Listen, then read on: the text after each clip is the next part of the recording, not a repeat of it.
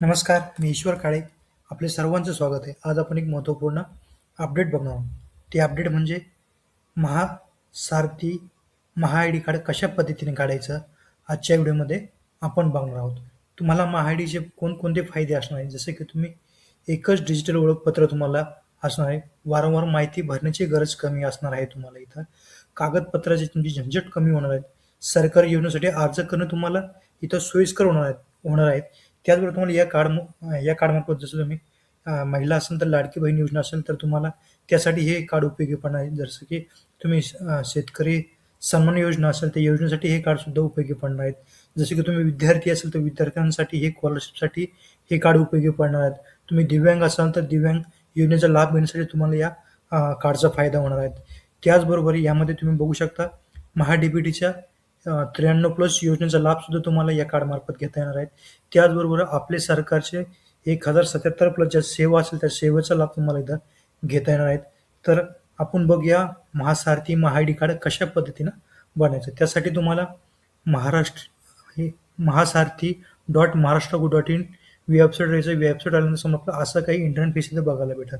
त्यानंतर आपल्याला डायरेक्ट असा काही टॉपअप दिसतो. त्यानंतर तुम्ही इथं बघू शकता तुमचा महा-आय-डी तयार करा. इथं आपलं असं टॉपअप सेव होतं. इथं फक्त तुम्हाला तुमचा आधार नंबर टाकायचा आहे.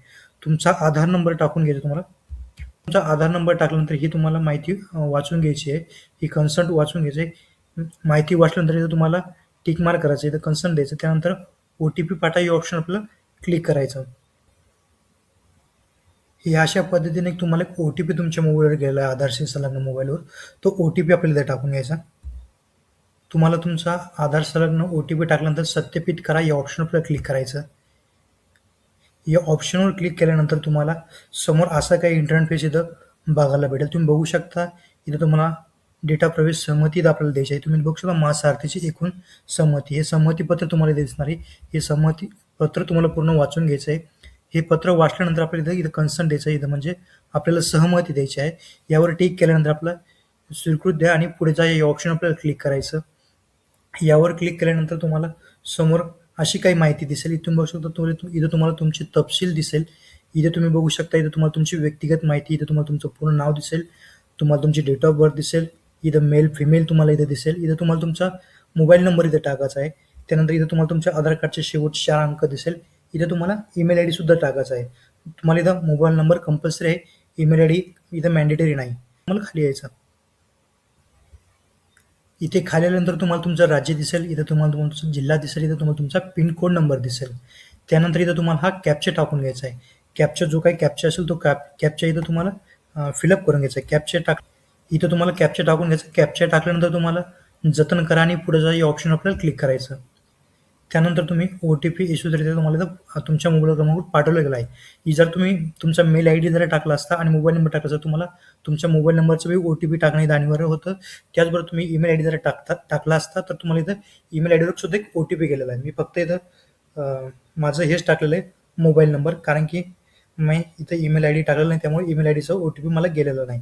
जर तुम्ही ईमेल आयडी जर टाकला असता तर तुम्हाला एक ईमेल आयडीचा ऑप्शन सुद्धा इथं खाली आलं असतं. तर जो काही तुमच्या मोबाईलवर ओ-टी-पी गेलेला आहे तो ओ-टी-पी आपल्याला इथे टाकून घ्यायचा. ओ-टी-पी टाकल्यानंतर आपल्याला सत्यापित करा या ऑप्शन आपल्याला क्लिक करायचं. ओ-टी-पी सत्यापित केल्यानंतर समोर आपल्याला असा काही इंटरफेस इथं बघायला भेटेल. तुम्ही इथे बघू शकता नोंदणी यशस्वीरित्या पूर्ण झाली आहे. प्राप्त नोंदणी प्रक्रिया सुरू झालेली आहे. तुम्ही इथं बघू शकता काही इथं तुम्हाला माहिती दिलेली आहे. महा-आय-डी निर्मिती प्रक्रिया सुरू झालेली आहे. तुमची प्रोफाईल तयार केली जात आहे.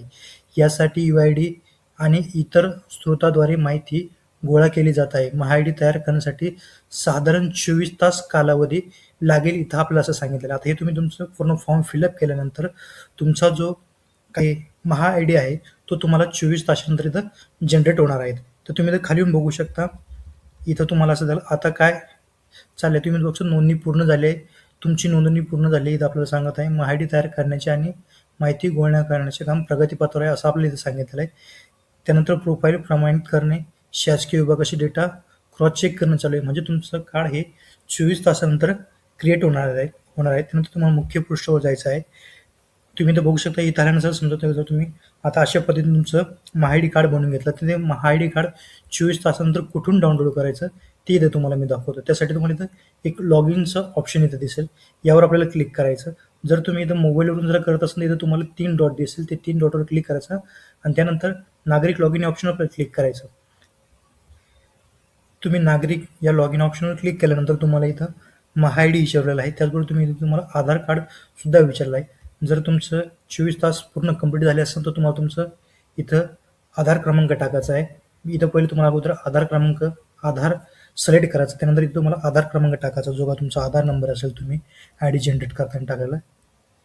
आधार नंबर टाकल्यानंतर लॉग इन या ऑप्शनवर क्लिक करायचा.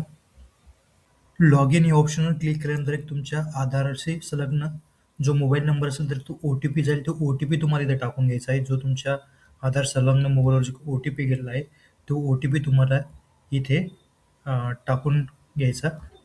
ओ-टी-पी टाकल्यानंतर प्रमाणित करा या ऑप्शनवर आपल्याला क्लिक करायचं. ओ-टी-पी प्रमाणित करा या ऑप्शनवर क्लिक केल्यानंतर समोर आपल्याला असं काही इंटरफेस इथं बघायला भेटेल. इथं तुम्ही बघू शकता तुमचं जे महासारथीचं जे कार्ड आहे ते 24 तासानंतर तुमचं डाउनलोड झालेलं आहे. इथे तुम्ही बघू शकता तुम्हाला दाखवलं वेलकम टू महासारथी. हायवे काय तुमचं नाव असेल ते नाव तुम्हाला इथं दाखवलेलं आहे. त्यानंतर तुम्ही तुमचं इथं तुमचा महाआयडी नंबर इथं बघू शकता. त्यानंतर तुम्हाला खाली यायचं आहे. इथं खाल्यानंतर तुम्हाला तुमचं कार्ड दिसणार आहे. हे तुम्ही कार्ड बघू शकता 24 तासानंतर इथं तुमचं डाउनलोड झालेलं जे कार्ड आहे ते तुम्हाला ते कार्ड इथं महाआयडी जे कार्ड आहे ते कार्ड तुम्हाला इथं शो होत आहे. त्यानंतर तुम्ही ते फ्लिप करून इथं बघू शकता. फ्लिप केल्यानंतर तुम्हाला तुमच्या कार्डची पाठीमागची बाजू इथं दिसणार आहे आणि समोरची बाजू तुम्हाला दिसणार आहे. त्यानंतर आपल्याला डाउनलोड या ऑप्शनवर आपल्याला क्लिक करायचं. डाउनलोड या ऑप्शनवर क्लिक केल्यानंतर तुम्हाला तुमचं हे जे महासारथीचं जे कार्ड आहे ते कार्ड डाउनलोड होऊन जाणार आहे.